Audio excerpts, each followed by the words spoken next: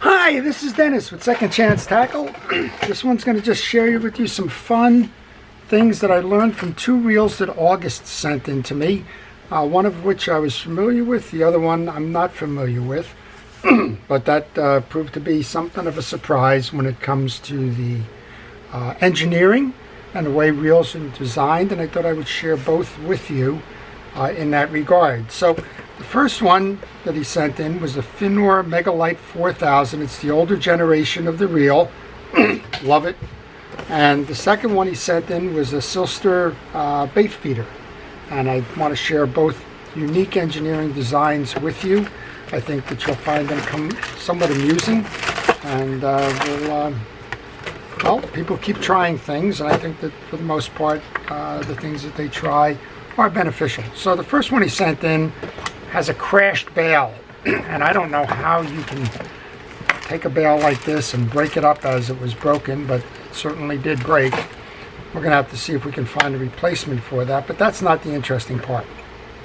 So the first one is we have this item called a Mega Drag, and the engineering that Fin Nor used for this one was a drag adjustment knob that's really the screw nut. Now, a lot of knobs that come in on spinning reels have the nut, but then they're encased with a plastic seal around them, and you turn that plastic knob to tighten down. Well, in this case, this is the screw right here, and from all I can tell, these two wings on the spool, and this is integral to the spool, is it's set up there just to kind of facilitate leverage to get this nut off.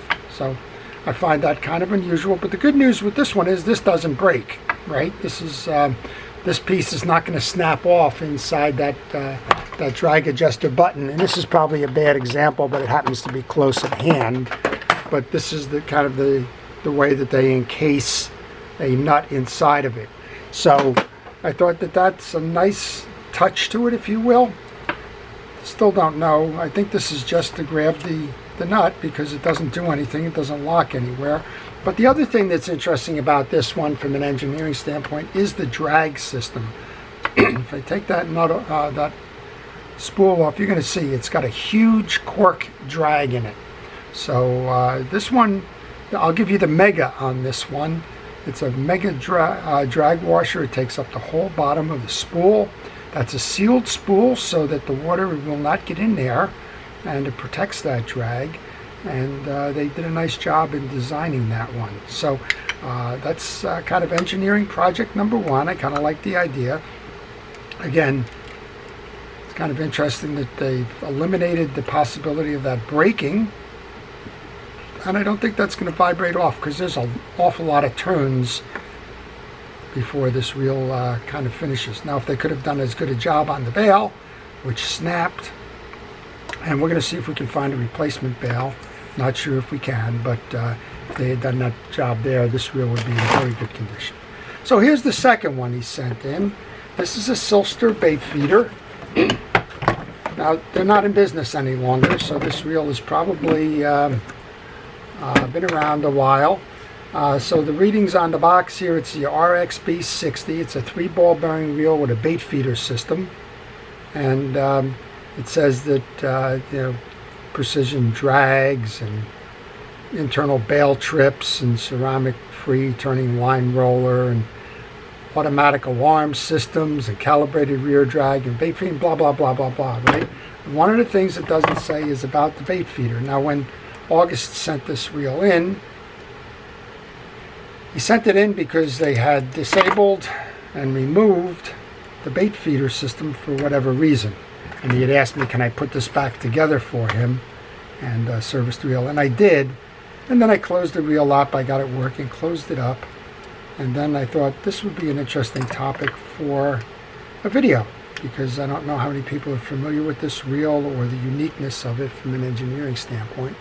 So I thought I would do that for us. So if you like these kinds of videos, I would ask you to subscribe. Most of the time I focus on just getting the reel taken apart, serviced, cleaned up, and put back together again.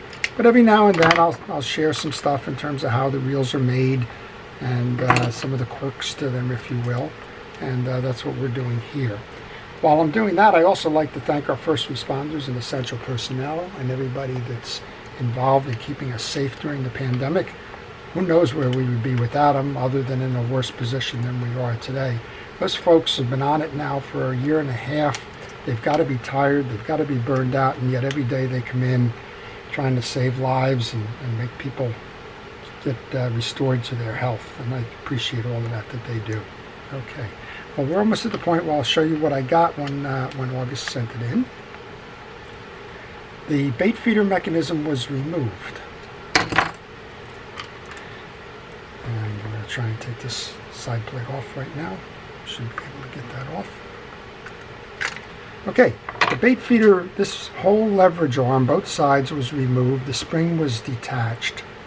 And he said that, and this little clip down here was missing. And August said, you know, I need to put it back together again, and I want to get this reel working. Well, I went about grabbing the schematic.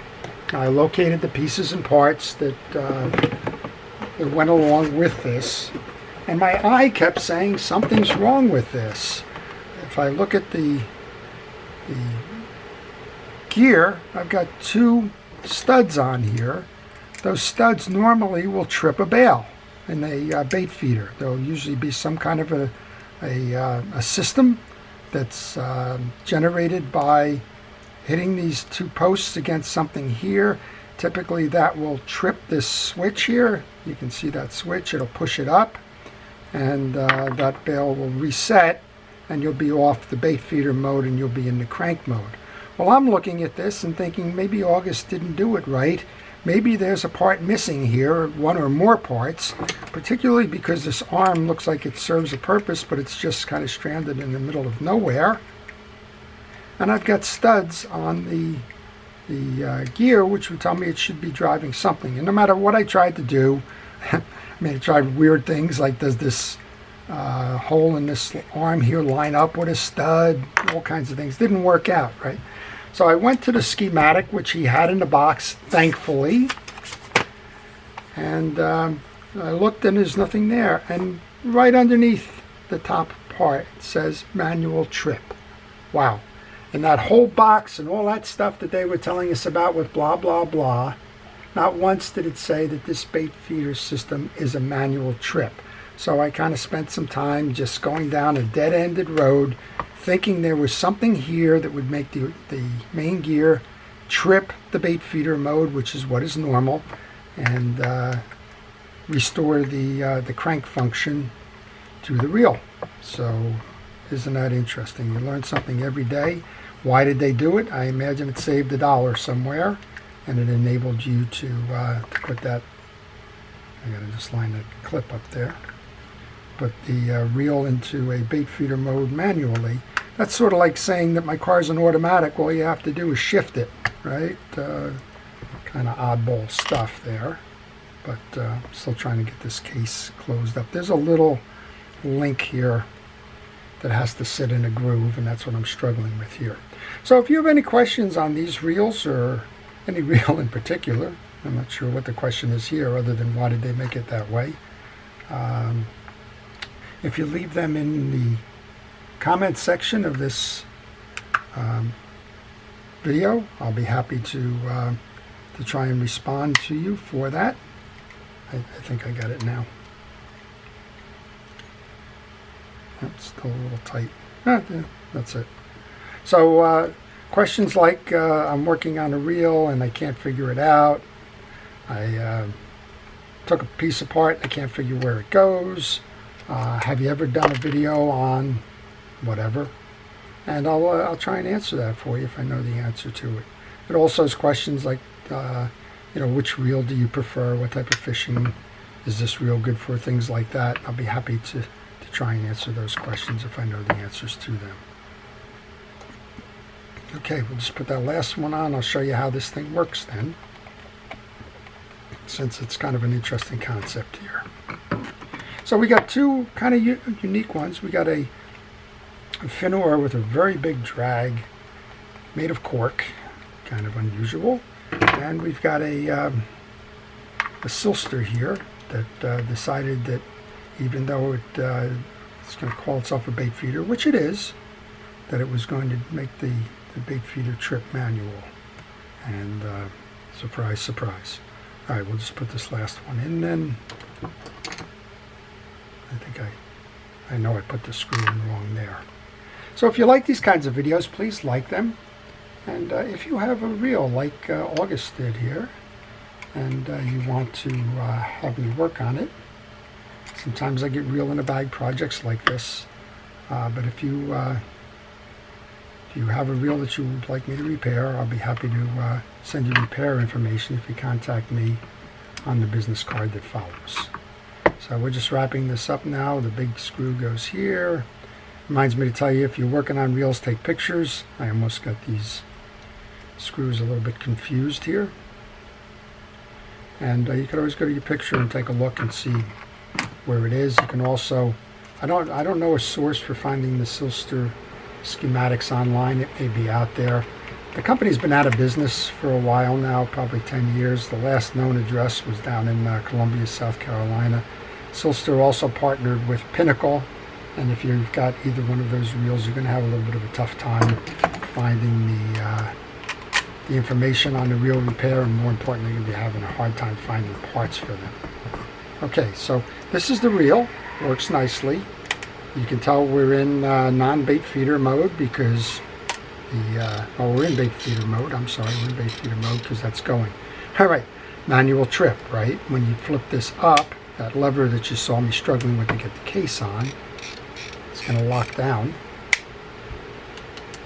like